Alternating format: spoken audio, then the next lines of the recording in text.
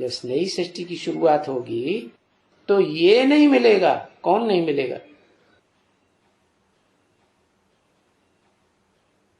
ब्रह्मा बाबा नहीं मिलेंगे। ऐसे समझ आ जाता है ना कि इस सृष्टि में जो पहला पहला है देवता वो कृष्ण है। कृष्ण ने गीता का ज्ञान दिया, वो ही आदिदेव हो गया। तुम आदिदेव गीता में लिख दिया ना, तुम आदिदेव है, पुरुष है, पुराण। इसका मतलब कृष्ण ने, वो अर्जुन ने जो स्तुति गाई है तो उसमें कृष्ण के लिए गाया है, तुम आदिदेव। अरे कृष्ण कहां से आदिदेव हो जाएगा? नहीं, हो ही नहीं सकता। बच्चा थोड़े ही होगा, बच्चे के साथ बाप भी होना चाहिए ना। तो ये नहीं मिलेगा जगदम्बा से। मेल होगा तुम्हारा। पूछा मिलेगा?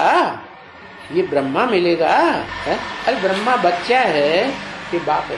बच्चा है। बायजोली पहन करके देखो तो ये पैरों से मिलता है, एड़ी से मिलता है। कौन? ये ब्रह्मा। ये बीच में ही शरीर खत्म हो जाता है? बायजोली पहन के देखो तो पता चल जाएगा। नहीं, माथा मिलेगा, चोटी नहीं मिलेगी। पहले चोटी इस शरीर में विराट रूप में, या पहले माथा? मस्तक समान देवता कहे जाते हैं, चोटी समान ब्राह्मण कहे जाते हैं। तो माथा मिलेगा चोटी से, माना ये तो माथा हो गया। हाँ, मस्तक में आत्मा तो होती है, लेकिन मन भी प्रधान होता है या नहीं है? होती है।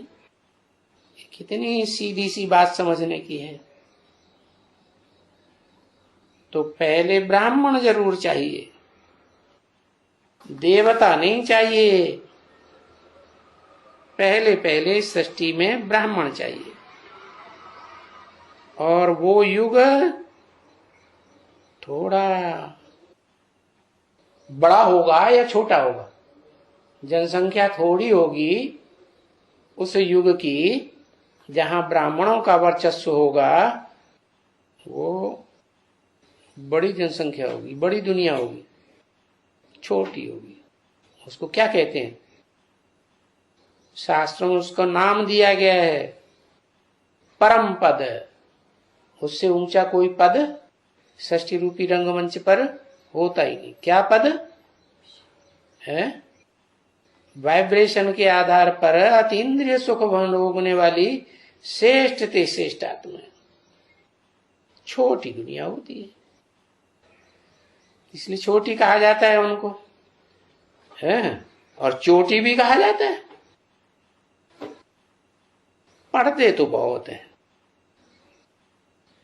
बाकी छोटा होता है और पीछे होता है देवता। बच्चा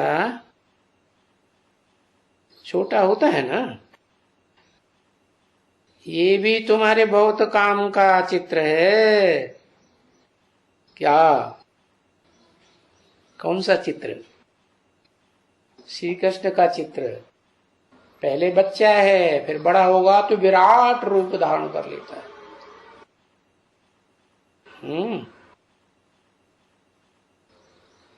इस समय में शायद यहां इस घर में नहीं है, माने माउंट आबू में उस समय विराट रूप का चित्र नहीं था।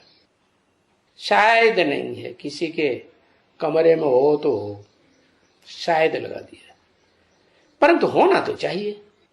क्या ये विराट रूप का चित्र भी होना चाहिए?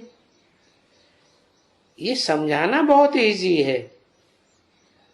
समझाने का ये विराट रूप है क्या, कि कैसे ब्राह्मण शरीर के किस हिस्से में ब्राह्मण गाए गए हैं। नाम उसका चोटी है, समझा? तो समझाने का है ये विराट रूप। और फिर उसके बाद चोटी सबसे ऊपर, फिर उसके बाद मस्तक, उसको कहते उत्तमांग। उत्तमांग क्या, जब किसी को सर झुकाते हैं तो उसके पांव में चोटी रखते हैं या मस्तक रखते हैं? है क्या रखते हैं? मस्तक रखते हैं।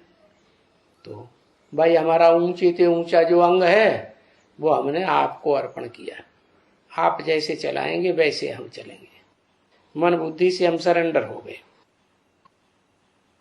तो ये विराट रूप समझाने का बहुत सहज। फिर उसके बाद मस्तक में अंदर में होती है ज्ञान इंद्रियां।